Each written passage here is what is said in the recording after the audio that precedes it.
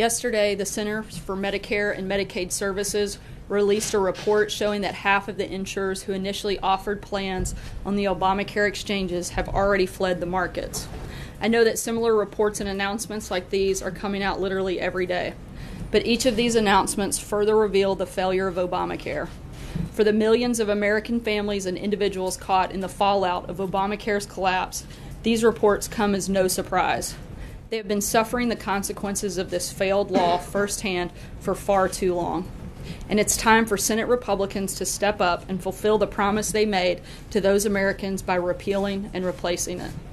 Tomorrow, the Vice President will meet with another group of companies and individuals who have been harmed by Obamacare in Kentucky, continuing the nationwide travel he's been doing throughout this entire repeal and replace process.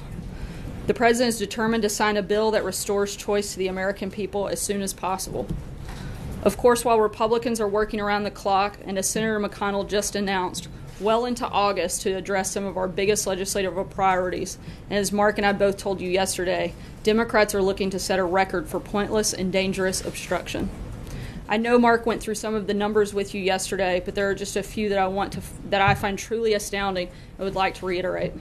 While more than 90% of the previous administration's nominations were confirmed by a simple voice vote, Democrats in the Senate have allowed only approximately 10% of President Trump's nominees to be voted on in that way. As I mentioned, we're coming up on the August recess of President Trump's first term, by which point the Senate has confirmed 69% of President Obama's nominations. Less than a month out from that same point, the Senate has confirmed only approximately 23% of President Trump's nominees. These numbers show the Democrats' true colors. They're willing to play political games with the safety and security of the American economy and the American people, rather than work with this administration to solve the serious problems our nation faces. It's shameful that they are shirking the responsibility of the American people to put them in office to carry out, to protect and promote our nation and its citizens. It's well past time that Senate Democrats stop this unprecedented obstruction. And with that, I will take your questions. Kevin. Thanks, Sarah. At what point did the President discuss with Donald Trump Jr. that meeting? Have you had a chance to get a sense of what he feels about this entire story as it continues to unfold? What's your sense on that, and then a follow-up? I have a quick statement that I will read from the President. My son is a high-quality person, and I applaud his transparency. And beyond that, I'm going to have to refer everything on this matter to John Jr.'s counsel and outside counsel, and won't have anything else to add beyond that today. That's your word at the end. Yeah, at the end. I'm sorry. And if I could follow up really quickly about the accident, how soon afterward did the President learn about what happened? What was the TikTok in terms of that? Did he get immediate word, or did it sort of go through a certain chain of events? I'm not sure on the exact process. I'll have to check. I know he was aware of the situation, briefed on the situation, and continuing to get updates on it. But I don't know the exact TikTok, so I'll have to circle back with you on that, Kevin. Jill. Sarah, given these emails, you had somebody who was identified as a Russian government lawyer, John Jr. agreeing to meet with him, being told that in those emails that the Russian government was trying to help the president win the election. Do you stand by a statement you made yesterday when you said that our position is that no one within the Trump campaign colluded in order to influence the election? I do, and again, I don't have, beyond the statements yesterday and what I read today, I don't have anything else to add, Jill. And when's the last time the two of them spoke, John Jr. and the president? I'm sorry? Do you know when the last time the president spoke with John Jr.? I don't. Matthew. Thanks. So the White House hasn't disputed any of the following, which is that the president's son, campaign chairman, and son-in-law had this meeting with the express purpose of receiving damaging information about Hillary Clinton and with knowledge of the Russian government supporting Trump's campaign. How is that not collusion? Once again, I know you guys are going to get tired of it today, and not to sound like a broken record, but on all questions related to this matter, I would refer you to Don Jr.'s counsel and the outside counsel. But you're not disputing any of the facts. I'm simply referring you to people that can answer that question, Matthew. Alex. Sarah, in January, the president said that nobody in his campaign had been in touch with the Russians, and the White House stood by that statement. Was the president misled, or was he not truthful? Once again, to repeat myself, I'm going to refer you to the outside counsel, and I don't have anything else to add. Sarah, can we ask you, why were you interested in answering the questions yesterday, and why the President is not answering the questions himself, either through you or directly today? The President... What changed between yesterday and today? Look, the President gave a statement on the matter, which I read to you, and like I've said, I don't have anything else to add beyond that. Is the President still of the mind that he would like the investigation under the special counsel and the committees on Capitol Hill to work as expeditiously as possible, and he wants to cooperate and wants his family members and his top aides here at the White House to cooperate? Absolutely. That's never changed since day one. We'd love to get this matter closed and focus on the big priorities of the American people. So by not answering questions directly himself or through you, is that in his mind expediting the investigation, or is it blocking it? I'm not going to get into the back and forth on that, Maggie. Sarah, when the White House says there was no collusion, what does the White House mean? What is the definition of collusion? Again, I've said all that we're going to say on that matter, and anything further, you guys are going to have to reach out to outside counsel. April. Sarah, the words collusion have been used. Other words have been used, obstruction of justice. They're saying now that's not even half of it. It could be treason or perjury.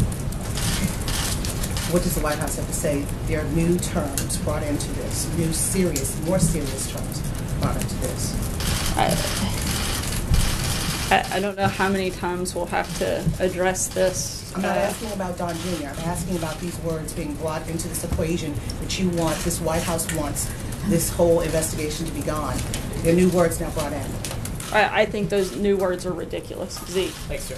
Two questions for you. First, asking specifically about actions taken by White House staff in the last 72 hours. I'm sorry, White House what? By White House staff recently, so something that should not require you deferring to the special counsel. Can you talk about who inside the White House has been involved in your response on this? Has the President been kept in the loop, the Chief of Staff, others in the administration? Are you looking into potential communications by others on the White House staff in regards to this matter or similar matters? All of the appropriate parties have been part of that conversation and part of that discussion. Right, sorry, and the second question, Jared Kushner has apparently forwarded this same email. Is he still? Is his security clearance still valid right now? As always, we've never discussed the security clearance of any sort. Sorry, just one more. Yesterday, you said you checked back to us on the status of how the President views the U.S.-Russia relationship. So you today update us, is Russia a friend or foe? Again, I haven't had a chance to have that direct conversation. I've been a little preoccupied with other things major, but I will check on that, Zeke. Policy question on Afghanistan, and then something about the statement you just read. So, has the President, through H.R. McMaster, notified the Pentagon that he is reasserting the cap of 3,900 additional troops to Afghanistan? Initially, it was reported that he had given the Pentagon and General Mattis authority to increase the troop numbers in accordance with the strategy. It's now subsequently been reported that a memo from H.R. McMaster said it's now limited at 3,900 and no more troops regardless of the strategy. Can you tell us if that's true? I'm not aware of that specific memo, but I will check into the details of that and circle back with you. Maybe. Can you tell us how seriously the President considered the idea of using private contractors to augment U.S. personnel on the ground in Afghanistan as opposed to U.S. military personnel?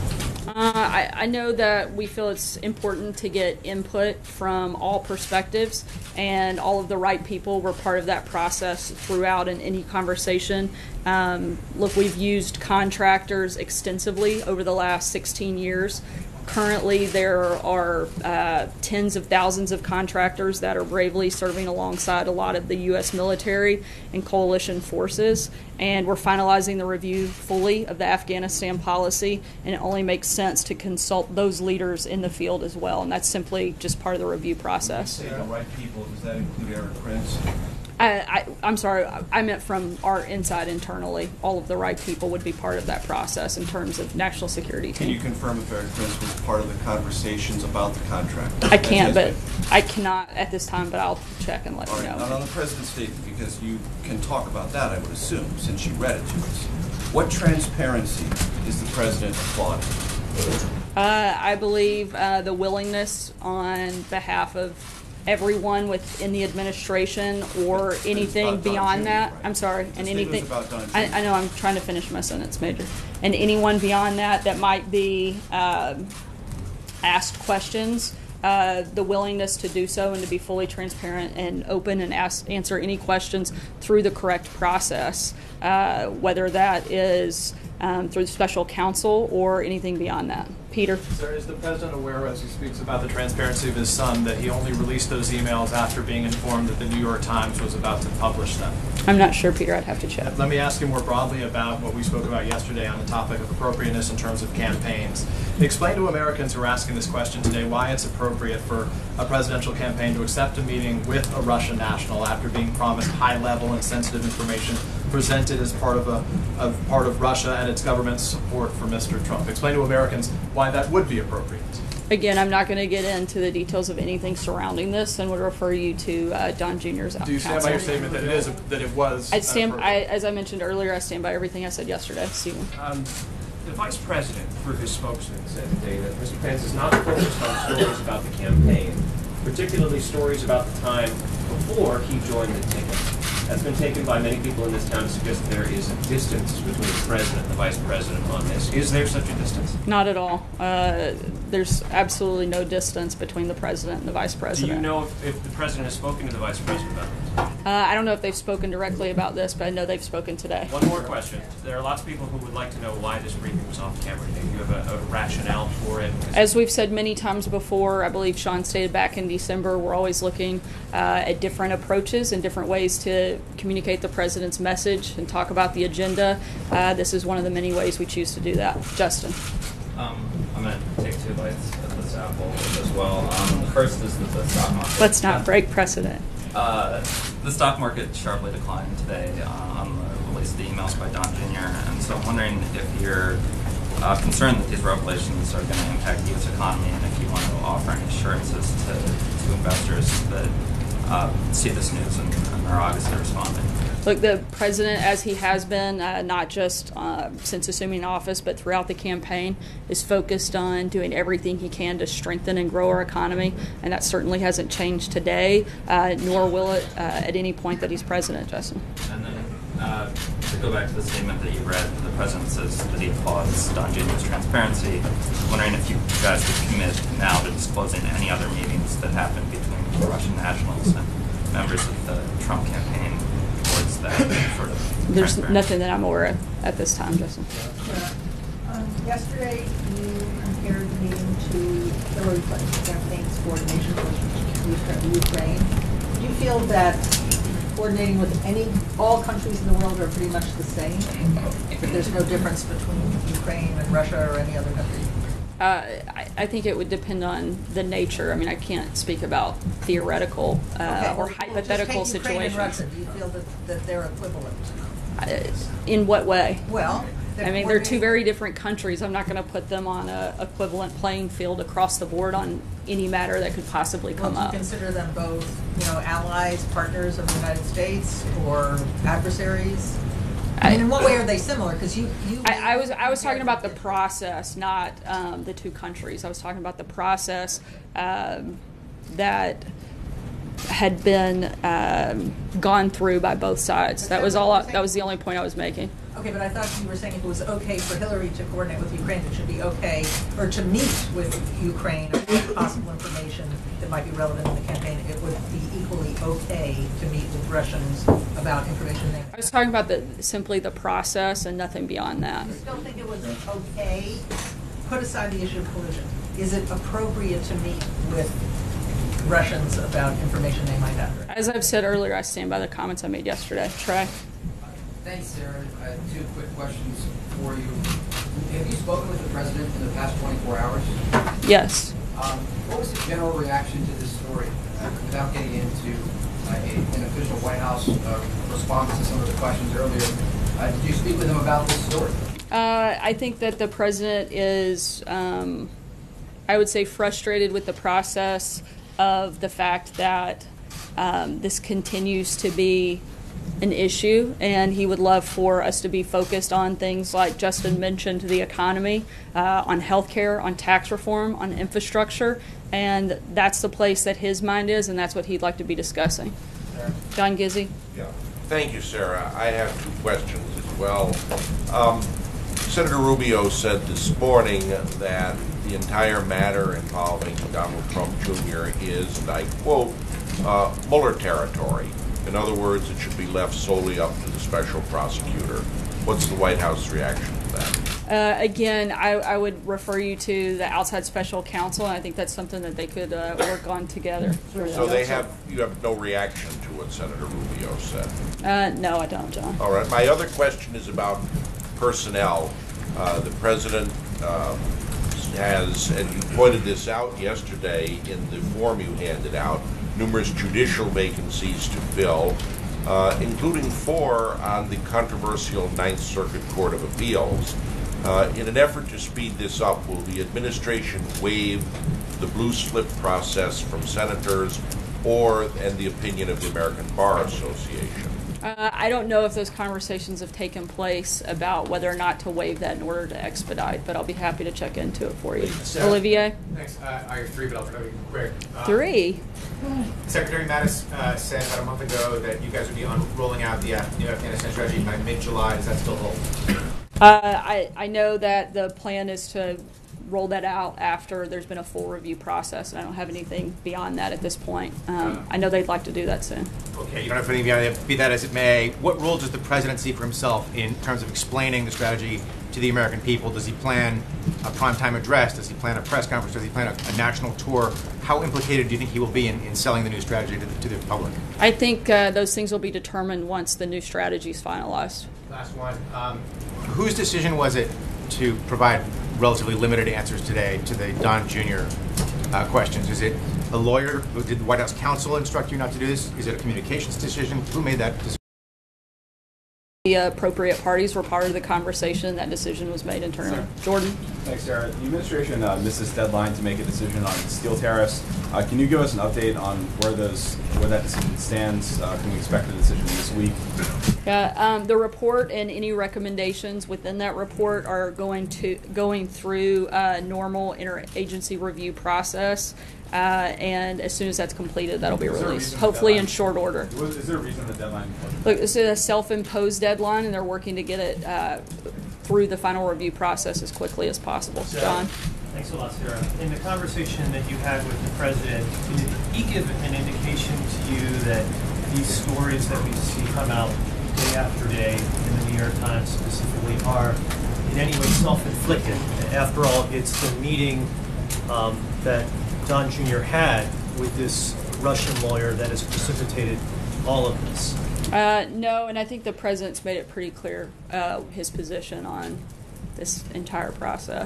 When you have that conversation with the president, do you ask him, just so you can speak with us and inform us, do you say, what was the nature, from your understanding, Mr. President, about the conversation that your son and these other 2 individuals had with this Russian lawyer?